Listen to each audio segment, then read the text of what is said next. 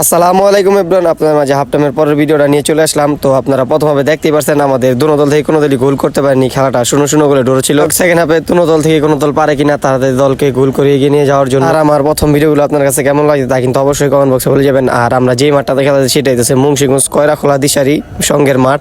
আর আমাদের দলে কিন্তু খেলতেছে রেঞ্জার, হৃদয়, নেইমার, অয়ন আর আমাদের গোলকিপার জাহিদ ভাই। আমার নামের সাথেই তার নামের মিল, সে কিন্তু অনেক ভালো গোলকি দেয়। প্রথম দুইটা ভিডিওতে আমি তাদের নাম বলতে পারিনি, আমি দুঃখিত। সেকেন্ড হাফের খেলাটা শুরু হওয়ার আগে নেইমার, অয়ন আমাদেরকে বলেছে কিভাবে খেললে আমরা একটা গোল বাইর করতে পারবো, কারণ আমরা অনেক গোল বাইর করতে পারছি না, অনেক অ্যাটাক করতেছি, গোল মিস হইতেছে। তো নেইমার, অয়ন আমাদেরকে বলতেছে যে পিছে ব্যাক পাস খেলা, প্লেয়ার নামাইতে, তারপরে আস্তে আস্তে উপর উঠতে। তো আমরা সেই চেষ্টা করবো ইনশাল্লাহ গোল বাইর করার জন্য। আর আমরা কিন্তু সাব্বির ভাই দলে খেলার জন্য গেছি। সাব্বির ভাই প্রবাসে থাকে, সকলেই সাব্বির ভাইয়ের জন্য দোয়া করবেন, সে অনেক ভালো মনের মানুষ। আর আমরা সাব্বির ভাই দলে হয়ে খেলার জন্য গেছি। আর আমাদের এইখান থেকে গেছি আমরা চারজন, আমি, পায়েল, আরহাম ভাই, রিদুল, আমরা তিনজন ডিফেন্স, আর পায়েল খেলবে স্ট্রাইকার পজিশনে।